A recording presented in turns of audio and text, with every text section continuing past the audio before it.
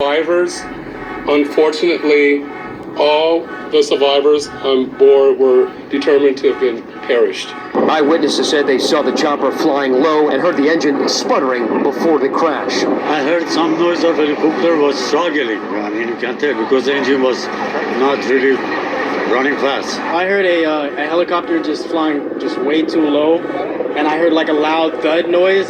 Visibility may have played a role. This audio from the ground tower describing the weather conditions. Current weather at Burbank. Wind calm, visibility 2.5 miles with haze, ceiling 1,100 overcast. And all day, dozens gathering near the scene of the crash in shock. I'm sick right now. I'm sick. We sat down next to this woman who couldn't stop crying. I'm so sorry. And we met this young man named Bryant after his parents' favorite basketball player. All right, Matt Gutman joins us now live from near the site of that terrible crash where so many are gathering tonight. And Matt, it's still very active scene there behind you?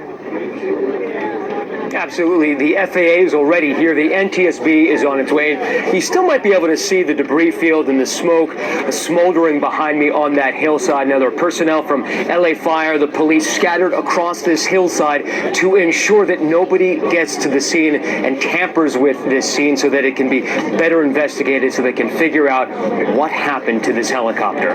Tom. Matt Gutman leading us off tonight on this terrible news. And as that investigation continues tonight, the tributes are pouring in for Bryant, who jumped from high school straight into the pros in 1996 and would win 5 championships as a Los Angeles Laker. Bryant also known for his contributions to the community off the court. ABC's Kana Whitworth with more on the legacy of Kobe Bryant. Tonight, the world reeling over the loss of Kobe Bryant, widely regarded as one of the greatest basketball players of all time. There goes Kobe Bryant. There goes basketball greatness. Kobe Bryant seen here shaking hands with NBA Commissioner David Stern. Bryant entered the NBA in 1996 directly from Lower Merion High School outside Philadelphia as a fresh-faced 18-year-old. At the time, the youngest ever to play in the league.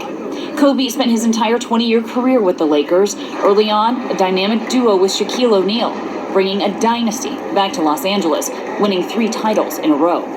After Shaq left the Lakers, Kobe taking over leadership of the team, winning 2 more championships. He was the MVP in both finals. An 18-time All-Star, famously facing off against greats like Michael Jordan. And playing on the international stage alongside his peers, winning 2 Olympic gold medals. Kobe's career ended with a flourish, scoring 60 points in his very last game. He was the oldest player in history to do so. You can't write something better than this. And I'm more proud of the fact that not about the championships, but about the down years, because we didn't run and we did it the right way. What can I say? Mamba out. Among his many achievements, an 81-point game not matched in the modern era. A prolific scorer.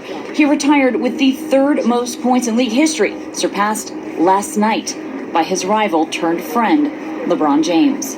Bryant's final tweet highlighting his sportsmanship, tweeting to LeBron to say, "Continue to move the game forward. King James, much respect, my brother." LeBron speaking about Kobe just yesterday. I'm happy to be in any conversation with Kobe Bean Bryant, one of the all-time greatest basketball players to ever play, one of the all-time greatest Lakers. The man got 2 jerseys hanging up in Staples Center. It's just crazy. But Bryant also made headlines off the court. In 2003, he was charged with sexual assault. That case settled out of court and the charges dropped. But his goals extended way beyond the hardwood.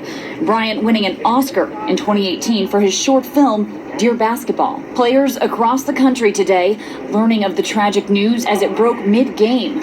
A memorial outside the Staples Center growing tonight. Recently, Bryant talked about how his daughter, Gianna, had reignited his passion for the game. The pair seen here at a recent Nets game in Brooklyn, talking about the game they both loved. As And Tom, hundreds of people have gathered here at the Staples Center right behind me, many of them wearing Kobe Bryant jerseys, both number 24 and number 8. And spontaneous chants are breaking out. Kobe, Kobe, we're hearing MVP as well. And this is where he spent his entire career. This is where he transcended the game of basketball. And his loss will not only be felt by the Lakers family and the people of Los Angeles, but truly all around the world as well. Tom. That crowd also chanting, "Thank you, Kobe." All right, Kana Whitworth for us tonight. Kana, thank you. And as we have reported tonight, so much reaction coming in from the sports world and beyond. Shaquille O'Neal, who won those 3 NBA titles for the Lakers alongside Bryant, posting on social media, "There are no words to express the pain I'm going through. I'm sick right now." Disney chairman and CEO Robert Iger tweeting, "Disney mourns the tragic loss of one of the most respected and popular athletes of our time." Former President Barack Obama sending love and prayers, writing that Bryant was just beginning what would be just a meaningful second act after his historic career. President Trump tonight calling it terrible news. And we will have much more later in the broadcast, and there will be an ABC News special presentation, Kobe Bryant, Death of a Legend, tonight at 10 p.m. right here on ABC.